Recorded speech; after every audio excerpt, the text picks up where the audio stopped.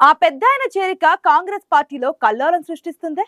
4 నెలలుగా ఆయన రాకని అడ్డుకున్న స్థానిక నేతలు రగిలిపోతున్నారా?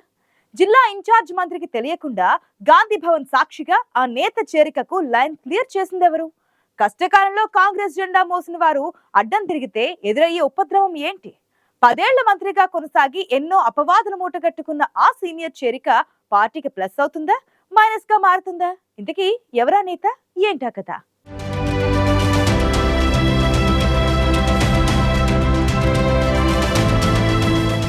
లోక్సభ ఎన్నికలు సమీపిస్తున్న వేళ జంపింగ్ జపాంగుల పర్వం కొనసాగుతోంది. అసెంబ్లీ ఎన్నికలు ముగిసినప్పటి నుంచే మొదలైంది ఫిరాయింపుల పర్వం.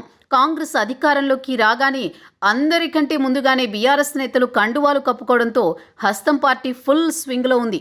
కేసీఆర్ ప్రభుత్వంలో 10 ఏళ్లు మంత్రిగా పనిచేసి గులాబీ పార్టీ సీనియర్ నేత మాజీ మంత్రి అల్లోల ఇంద్రకరణ్ రెడ్డి చివరికి కాంగ్రెస్ పార్టీలో చేరారు.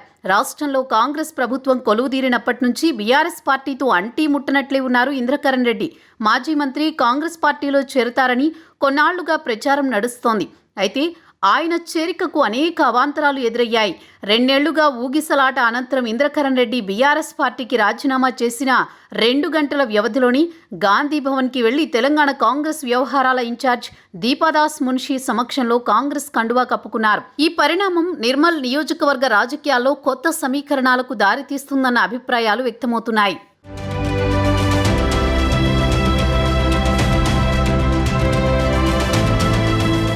కాంగ్రెస్ అధికారంలోకి వచ్చాక అందరికంటే ముందే ఇంద్రకరణ్ రెడ్డి ఆ పార్టీలో చేరతారని ప్రచారం జరిగింది. అయితే నిర్మల్ నియోజకవర్గంలో రాజకీయ పరిస్థితులతో ఆయన చేరిక విషయంలో జాప్యం జరిగింది.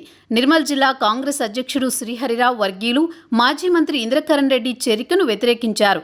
బహిరంగంగానే ప్రెస్ మీట్లు పెట్టడంతో పాటు అధిష్టానానికి లేఖలు రాశారు. దీంతో ఇంద్రకరణ్ చేరికకు బ్రేకులు పడ్డాయి. బీఆర్ఎస్ పార్టీలో ఉండగానే అల్లోలా శ్రీహరి మధ్య గ్యాప్ వచ్చింది. ఇంద్రకరణ్ రెడ్డిపై భూకబ్జా, ఉద్యోగాల బేరసారాలు, D1 పట్టా ఆరోపణలు దుమారం రేపాయి. వీటి వల్లే ఇంద్రకరణ్ రెడ్డి అసెంబ్లీ ఎన్నికల్లో ఓడిపోయారని ఆరోపణలు ఉన్నాయి.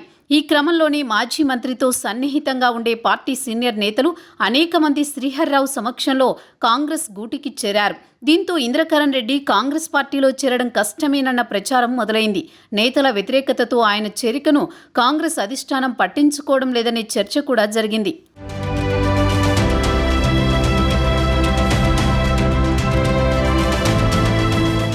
పదేళ్లు అధికారంలో ఉన్న అల్లోల అక్రమాలకు పాల్పడ్డారని ఓ పక్క నిర్మల్ నియోజకవర్గానికి చెందిన బీజేఎల్పీ నేత మహేశ్వర్ రెడ్డి కారాలు మిరియాలు నూరుతున్నారు. దీంతో అధికారంలో లేకున్నా మంచిదే కానీ అధికార పార్టీలో ఉండాలన్న ఆలోచనతోనే అల్లోల కాంగ్రెస్ పార్టీలో చేరారని టాక్ నడుస్తోంది. ఇంద్రకరణ్ రెడ్డి చేరితే పార్లమెంట్ ఎన్నికల్లో పరిణామాలు తమకు ప్రతికూలంగా మారతాయని శ్రీహరిరావు చెప్పడంతో జిల్లా ఇన్ఛార్జి మంత్రి సీతక్క కూడా ఆయన వాదనతో ఏకీభవించినట్లు కాంగ్రెస్ నేతలు చెబుతున్నారు. ఈ నేపథ్యంలోనే అల్లోల పార్టీ సీనియర్లు జానారెడ్డి, కోమటిరెడ్డి వెంకటరెడ్డి, కోదండరెడ్డి, జగ్గారెడ్డి వంటి సీనియర్లతో కాంగ్రెస్ అధిష్టానంపై ఒత్తిడి చేయించిన నేపథ్యంలో ఆయన చేరికకు లైన్ క్లియర్ అయిందన్న ప్రచారం జరుగుతోంది.